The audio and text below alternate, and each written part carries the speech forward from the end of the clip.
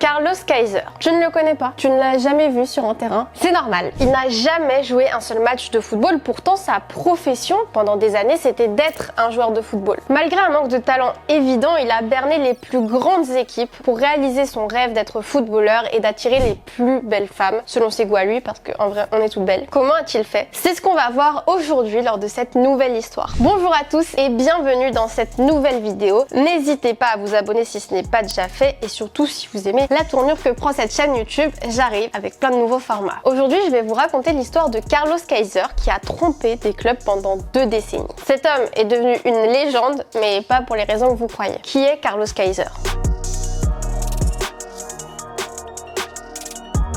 Carlos Kaiser n'est pas son vrai nom déjà. Première arnaque. Certains expliquent que c'est le nom que lui ont attribué les médias en référence à sa ressemblance avec Beckenbauer. D'autres sources prétendent qu'il doit ce surnom à son petit bidou qui le faisait ressembler à une bouteille de Kaiser qui est une marque de bière brésilienne. Son histoire a commencé à Rio de Janeiro au Brésil dans les années 60 sous le nom de Carlos Henrique Raposo. Dès son plus jeune âge, il a rêvé de devenir une star comme Pelé, sauf que, à l'inverse de Pelé, il n'avait pas du tout le talent nécessaire pour jouer au plus haut niveau. Alors, il a décidé d'utiliser son plus grand atout, sa tête. Parce que niveau pied, c'était cata. Vers ses 11 ans, Kaiser a intégré les équipes de jeunes de Botafogo puis de Flamengo. 5 ans plus tard, il a été viré du club à la fin de la saison. Pourquoi? Parce que lors d'un match joué sans numéro sur les maillots, Kaiser a été expulsé à la place d'un de ses coéquipiers, qui a priori lui ressemblait. Il a refusé de s'excuser auprès de ses entraîneurs pour cette faute qu'il n'avait pas commise. Il a donc été suspendu par les dirigeants, mais a quand même continué de s'entraîner avec l'équipe jusqu'à la fin de la saison et à faire quelques matchs amicaux. Donc son aventure dans ce club lui a appris 4 choses. Déjà, qu'il était rincé au football, en tout cas pas assez fort pour devenir pro par son talent. 2, qu'il n'aimait pas jouer au foot plus que ça. 3, que c'était le statut social qui accompagnait le métier de footballeur qui l'intéressait. Et surtout que 4, dans un club pro, c'est toujours le président qui décide en dernier recours. Donc que c'est le président qu'il faut convaincre par-dessus tout pour perdurer dans un club. Donc avec ces premières connaissances-là, il a commencé à élaborer son plan.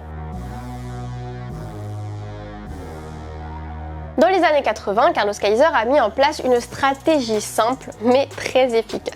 À cette époque-là, le réseau était primordial pour un joueur car il n'y avait pas autant de vidéos disponibles que maintenant. En plus, le championnat brésilien comptait 80 clubs de première division répartis dans plusieurs poules. Ça faisait beaucoup de joueurs à suivre. Kaiser a très vite compris qu'il devait se créer un réseau. Donc il a commencé à fréquenter des lieux où les footballeurs allaient dans le but de sympathiser avec eux. Donc ça pouvait être la plage pour des parties de foot-volley ou les boîtes de nuit, seconde maison des footballeurs, de la plupart des footballeurs. Il a en plus beaucoup joué de sa ressemblance avec le plus célèbre Renato Gaucho, avec qui il est devenu ami par la suite. Donc pour justement avoir accès au carré VIP des boîtes de nuit, mais aussi quand plus tard il a fallu montrer des cassettes de ses skills à des clubs. Il a utilisé celle de Renato Gaucho. Comme en plus il était clean niveau alcool et drogue et qu'il faisait éviter les bagarres, il avait ce rôle de capitaine de soirée et les joueurs se sentaient souvent redevables. Côté création d'un réseau auprès des footeux, ça a vite pris et les joueurs ont su plaider sa cause au moment venu, comme l'a raconté Bebeto. Il amusait tout le monde. On l'aimait tellement qu'on jouait tous le jeu quand il nous racontait des histoires. Mais quand on apprenait qu'il avait signé un nouveau contrat, on riait en se disant mais c'est pas possible. Comment il a encore fait? Justement, comment il a fait auprès des clubs? Déjà, il n'a pas eu peur de se présenter lui-même au club comme un attaquant prometteur. Surtout après qu'il a entamé son petit régime à base de footing et de jeûne pour ressembler aux joueurs de foot dont il voulait la vie. Il a même très vite compris qu'il devait coller à la mode du moment pour avoir l'air d'un footballeur, surtout aux yeux des femmes. Il est lourdingue ce mec. Il prenait soin de ses cheveux et combiné à ça son aisance en communication, son charme naturel, il s'est créé un réseau aussi auprès des journalistes et des agents. Il a fait en sorte que la presse parle de lui alors qu'il n'apparaissait dans aucune feuille de match, aucun compte rendu. Car à l'époque, c'était le meilleur moyen de se créer une réputation, que la presse parle de toi. Les clubs n'avaient pas d'attaché de presse auquel les journalistes pouvaient s'adresser quand ils voulaient prendre un rendez-vous avec un joueur. Donc il a négocié pour des journalistes des interviews avec les plus prestigieux joueurs de foot qui étaient devenus ses potes. Et en échange, les journalistes devaient écrire des articles à son sujet ou faire des interviews de lui. La précarité du métier de journaliste à cette époque lui a en plus facilité la tâche. Il proposait les articles à des pigistes qui devaient eux toujours plus produire pour gagner de l'argent, donc ça a arrangé tout le monde. Marta Esteves, une journaliste sportive ayant beaucoup travaillé pour TV Globo,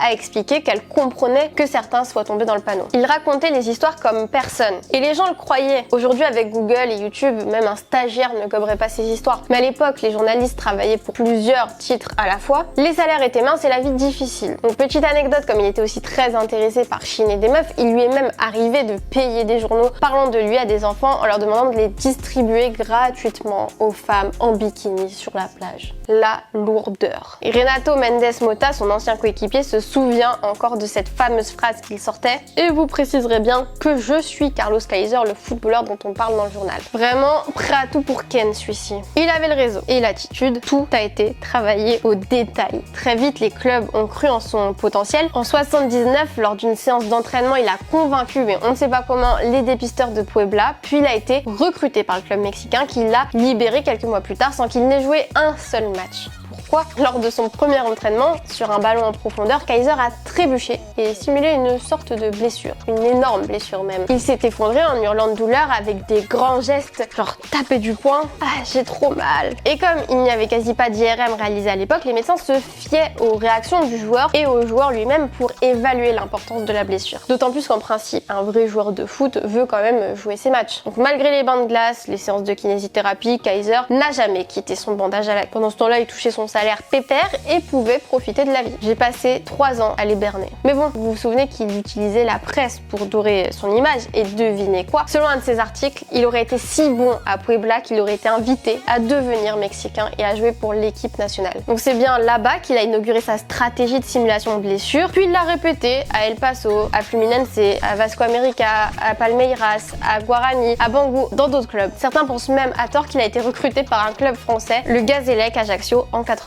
Sauf que c'est archi faux. Pourtant, tu peux lire des articles qui disent que tout le stade est venu l'acclamer à sa descente de l'avion et que quand il a fallu faire quelques jongles pour montrer l'étendue de son talent, il a trouvé l'idée ingénieuse d'envoyer les ballons en tribune pour les offrir aux supporters. D'où est venue cette rumeur de Kaiser lui-même. Il était pote avec Fabinho qui lui est vraiment passé par Ajaccio et Fabinho lui avait offert une tenue de match complète ainsi qu'une licence vierge du club. Donc le faux attaquant a utilisé ces éléments pour faire croire à son passage au Gazélec. Donc facile pour Fabinho car lui il n'avait pas le supporter en club, mais pour certains joueurs comme Pedrinho, ça a été plus compliqué parce que les peu de fois où Kaiser a joué ou s'est entraîné, il s'en prenait au passeur en criant bien fort pour donner du crédit à son jeu à lui. En gros, lui il savait pas concrétiser, il faisait des mauvais appels, mais c'était de la faute du passeur et voilà, lui il entretenait l'image qu'il était footballeur et comme Pedrinho était meneur de jeu, il était la cible directe de ses pétages de plomb, donc il en avait marre de lui et ne s'entendait pas avec. Et au lieu de calmer les choses, Kaiser a profité de la présence d'une femme que Pedrinho appréciait en tribune pour partir la draguer lorsqu'il a été viré de l'équipe par Pedrinho. Bref, donc mis à part des inimitiés ponctuelles, il savait quand même très bien s'intégrer dans les vestiaires au point de devenir un véritable ami pour ses coéquipiers. Il organisait des soirées, se faisait aimer par les supporters et distribuait des cadeaux. Tout le monde l'appréciait, même s'il ne jouait jamais. Mais un jour, il a failli se faire cramer par la direction à Bangu.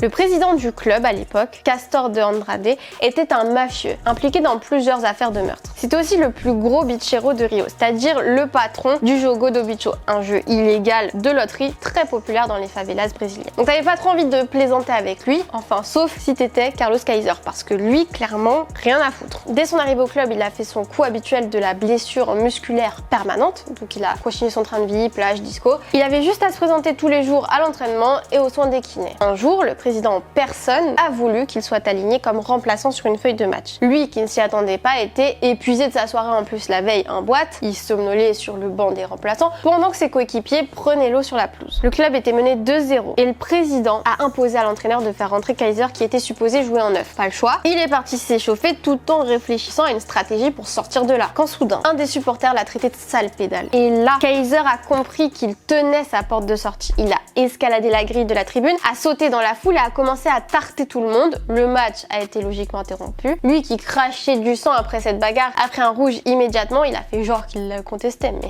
ça l'a arrangé très bien. Donc il a pas joué, mais il a dû affronter le président après. Sur le chemin des vestiaires, ses coéquipiers lui disaient « Tu vas te faire tuer, mec ». Mais genre littéralement tuer, hein. Il plaisantait pas, le poteau président mafieux. Donc quand De Andrade est entré dans le vestiaire, gros silence. « Président, je sais que je n'aurais pas dû laisser tomber l'équipe, mais ces mauvais supporters vous insultaient en tribune et vous comptez tellement pour moi que je ne l'ai pas supporté. Je vais finir ma dernière semaine de contrat, puis m'en aller sans rien demander. » Le président a respiré un bon coup, puis a mis la main sur l'épaule du joueur. Il a explosé de rire et il a dit à un de ses adjoints « Refais un contrat de 6 mois pour Kaiser et double son salaire ». Voilà, il a trop d'inspiration, ce mythomane. Pendant plus de 20 ans, Kaiser a vécu la vie d'un véritable footballeur, voiture de luxe, soirée VIP, voyage dans le monde entier. Il était invité à des fêtes, il côtoyait les stars de l'époque, mais il n'a jamais marqué un seul but en match officiel. 20 ans de carrière, 32 matchs, aucune trace de tout ça. Au fil du temps, les clubs ont commencé à se méfier de ses blessures à répétition et de ses performances qui finalement n'existaient même pas. Sa carrière s'est éteinte peu à peu, mais Kaiser n'a rien